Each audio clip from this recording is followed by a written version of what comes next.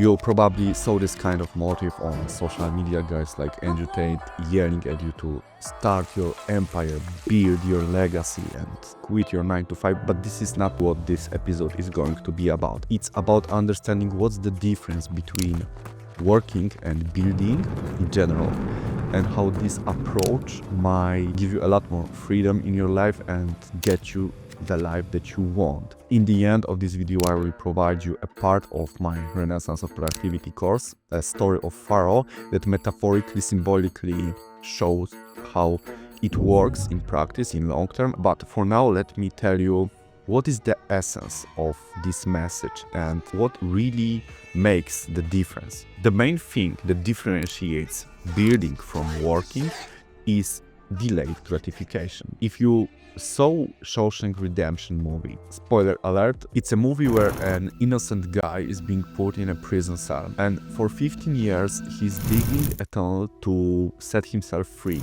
and then at one point, boom, he's free. He gets his breakthrough. If you're learning for months or building your business for years, this might look like it, but it doesn't mean that it has to be just years of hard work and not getting anything, and then at some point you set yourself free. You can set yourself more free today and feel more freedom tomorrow. Why I said that this is about delayed gratification is because it's about building things that will not give you money right here, right now, but they will give you freedom, and having more freedom in future will allow you to have more time, and time is money, friend. And if you're thinking right now, okay, bro, I think I know what you mean. You mean that I should create some systems, automations, some kind of a leverage, things that will free up my time.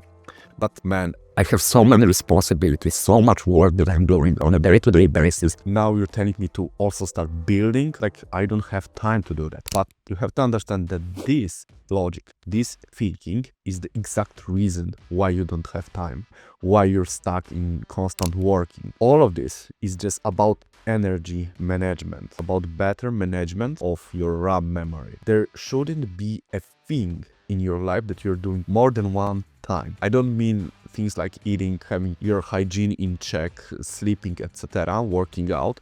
These are like essentials to keep us alive. But any other thing that you are doing, repeating day after day, making decisions day after day. So, for example, choosing what socks I will wear today, what clothes I will wear today, what am I going to eat today, like what should I buy and cook for myself? Okay, what task should I start with? You waking up and thinking, okay, should I respond to this guy right now or later? Should I even use my phone? All of these micro decisions that you make throughout the day are all stealing your processing power, and there's no more important resource for you than your RAM memory, than your mind's processing power. The more that you will build, so make decisions upfront, create routines for yourself, automate repetitive stuff. So for example, now I took a longer break from YouTube. I did this before, but now I wanted to level it up even more, and I created templates for every single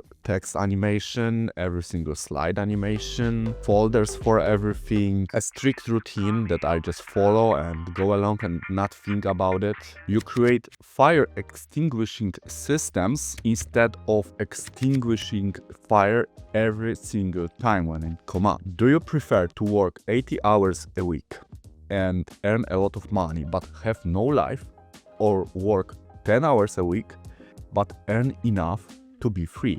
Which one do you want? What are you after in life? Because like being free gives you the opportunity to then, when you have more freedom, earn more money if you want to use your time like that. But with this solution, you are just doomed to work to stay alive. You chose money rather than freedom first. You chose working rather than building. Here are the ways to go about it on a day-to-day basis. I will show them now on a screen. Pause it if you want to understand it better. Maybe use some of them in your life. There are tons of these practical example and action steps that you can follow in Renaissance of Productivity, my course that you can find in my Skool community. And now, as promised, to make you understand it even better, a story of Pharaoh that shows you how these two approaches can give you different results in life. Thanks for watching, and to be continued. The Pharaoh said to two builders to build him a pyramid. The first one to finish the building will get a pile of gold, and the second one will get killed or something along those lines. The first one started working right away. The second one didn't do anything, quote unquote, or at least that's what it seemed like from an outside world perspective. 5 years went by, the first guy built 20% of the pyramid. The second one didn't even start. First guy was like pointing at him and laughing, "Bro, you want to get killed? What are you doing?" The second one didn't say anything while drawing something and thinking. 10 years went by, the first guy built 30% of pyramid already. The second one started to prepare some kind of road leading to a pyramid and some strange structure around it. First guy was confused, but he kept on working. And then 15 years went by. The first guy had 60% of the pyramid done. He was pretty happy as he knew he was winning that race. Then the second guy arrived with a big machine with big wheels approaching the pyramid. He spent all of this time creating a technology that would allow him to build a pyramid faster. He finished after 2 years. He got all of the gold and the first guy got killed.